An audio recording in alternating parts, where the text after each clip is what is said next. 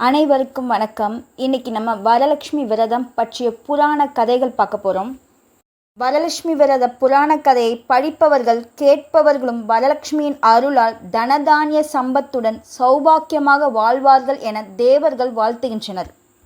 பார்வதி தேவி வரலட்சுமி விரதம் இருந்து சண்முகனை பெற்றார். விக்ரமாதித்தன் இந்த விரதத்தை அனுஷ்டித்து இழந்த ராஜ்யத்தை திரும்ப பெற்றதாக புராண கதை கூறுகிறது.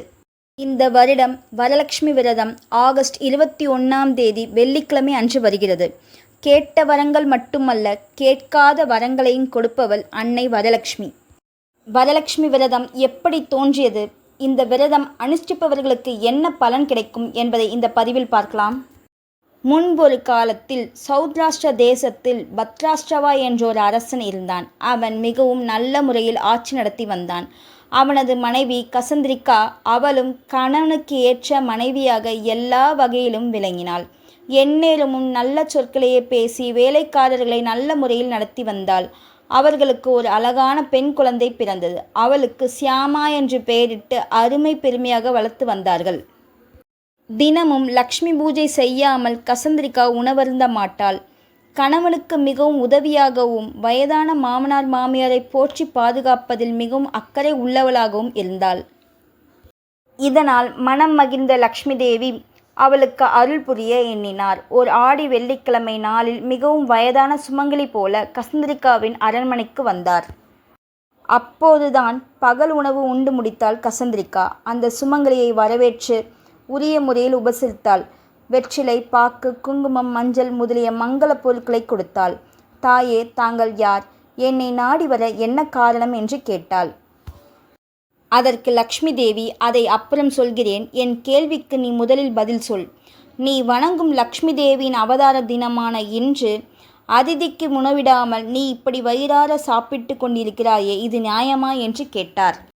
ஒருபோதும் கோபமே வராத கசந்திரிகாவுக்கு அன்று மிகவும் ஆத்திரம் வந்துவிட்டது. நீ யாரோ ஒரு பிச்சைக்கார கிழவி எனக்கு புத்தி சொல்வதா என்று கேட்டு அன்னையை கன்னத்தில் அடித்து விட்டாள். லக்ஷ்மி தேவியும் ஒன்றும் சொல்லாமல் கண்கள் சிவக்க அந்த அரண்மனையை விட்டு வெளியேறத் தொடங்கினார். அப்போது சியாமா அங்கு வந்து அந்த சுமங்கலியை பார்த்து, தாங்கள் யாரம்மா? ஏன் கண்கள் சிவந்திருக்கின்றன? உங்களை யாராவது ஏதாவது சொன்னார்களா என்று பரிவோடு வினாவினாள். இதனால் உள்ளம் குளிர்ந்த லக்ஷ்மி தேவி, ஷியாமா, உன் தாய்க்கு எப்படி லக்ஷ்மி தேவியை முறைப்படி பூஜிப்பது என்பதை சொல்லிக் கொடுக்க வந்தேன். ஆனால் அவள் என் கன்னத்தில் அடித்து அவமானப்படுத்தி அனுப்பிவிட்டாள் என்றார். உடனே, தாயே, அந்த பூஜையை எனக்கு கற்றுக் கொடுங்கள், நான் முறைப்படி செய்கிறேன் என்று ஷியாமா கூற அவ்வாறே லக்ஷ்மி தேவியும் பூஜை முறைகளை சொல்லிக் கொடுத்தார். அன்று முதல் ஷியாமா ஒவ்வொரு வருடமும் அந்த பூஜையை மிக சிறப்பாக செய்து வந்தார். லக்ஷ்மி தேவி அரண்மனை விட்டு நீங்கியதால் பத்ராஷ்டிரவ அரசனின் செல்வங்கள் குறைய ஆரம்பித்தன. எல்லா செல்வமும் தன்னை விட்டு போகும் முன் தனது மகளுக்கு திருமணம் செய்து வைக்க முயன்றார்.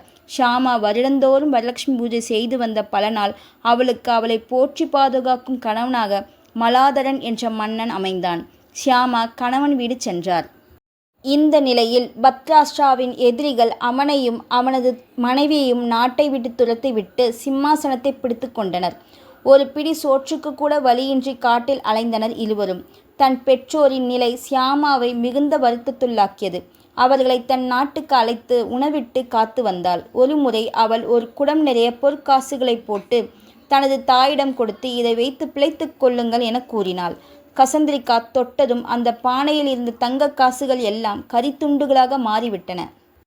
இதை கண்ட ஷியாமாவுக்கு அப்போதுதான் தன் தாய் அந்த சுமங்கலியை அவமானப்படுத்தி அனுப்பிய நிகழ்ச்சி நினைவுக்கு வந்தது சாதாரண மானிட பெண் இல்லை, அந்த மகாலட்சுமியே தான் என்று உணர்ந்து அதை தன் தாயிடம் கூறினாள். தன் தவறை உணர்ந்த கசந்திரிகாவும் வரலட்சுமி பூஜை முறையை தனக்கு கற்பிக்குமாறு கேட்டுக்கொண்டாள். அந்த தருணம் முதல் கசந்திரிகாவும் அந்த பூஜையை முறைப்படி செய்து வந்தாள். அதன் பலனாக அவள் கணவன் தைரியலட்சுமியின் அருள் பெற்று வீரத்துடன் படை வீரர்களை சேர்த்து கொண்டு சென்று எதிரி மன்னனை வீழ்த்தி மீண்டும் முடிசூடினான். இழந்த செல்வங்கள் எல்லாம் திரும்ப பெற்றாள் கசந்திரிகா. வரலட்சுமி விரதம் உருவான மற்றொரு கதை பற்றி பார்க்கலாம். வரலட்சுமி பூஜையால் பலன் பெற்ற மற்றொரு பெண் சார்மதி. அவள் சாதாரண குடும்பத்தில் பிறந்து வளர்ந்து மணந்த ஒரு பெண்மணி. ஆனால் அவள் தன் கணவனிடமும் குழந்தைகளிடமும் காட்டிய ஈடுபாடு காரணமாக மனமிறங்கிய மகாலட்சுமி அவள் கனவில் வந்து வரலட்சுமி விரதத்தை பற்றி எடுத்து கூறினார். மறுநாள் எழுந்த சாருமதி தன் கனவை பற்றி கூற அதை கேள்விப்பட்ட பலரும் அந்த பூஜையை செய்தனர்.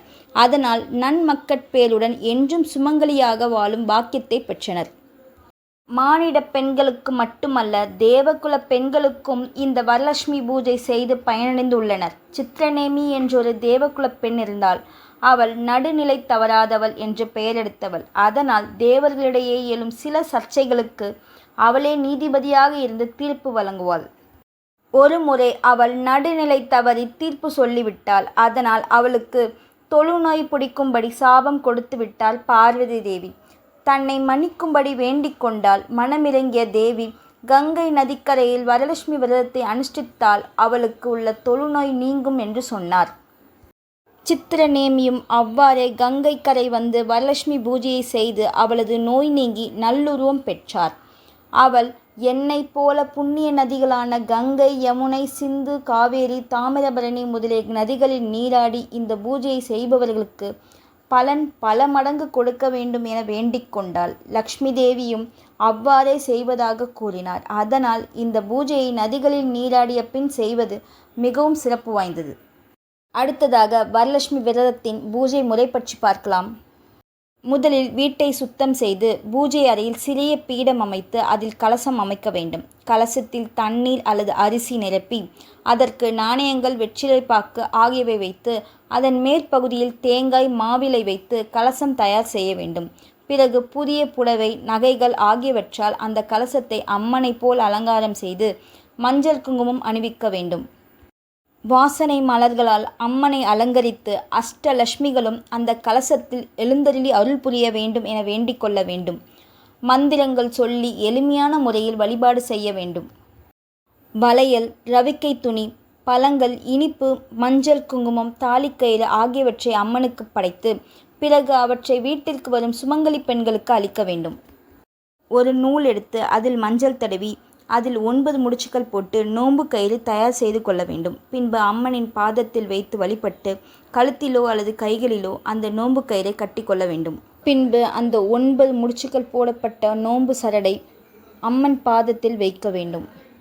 அம்பாளுக்கு சர்க்கரை பொங்கல் போன்ற ஏதாவது நெய்வேத்தியமாக படைத்து தீபாராதனை காட்ட வேண்டும். பூஜையின் முடிவில் 9 முடிச்சு போட்ட மஞ்சள் சரடை வலது கையில் அல்லது கழுத்தில் கட்டி கொள்ள வேண்டும். பின்பு அனைவருக்கும் பிரசாதங்கள் வழங்க வேண்டும். பிரசாதத்தை மற்றவர்களுக்கு கொடுத்து நாமும் சாப்பிட்டு விரதத்தை நிறைவு செய்ய வேண்டும்.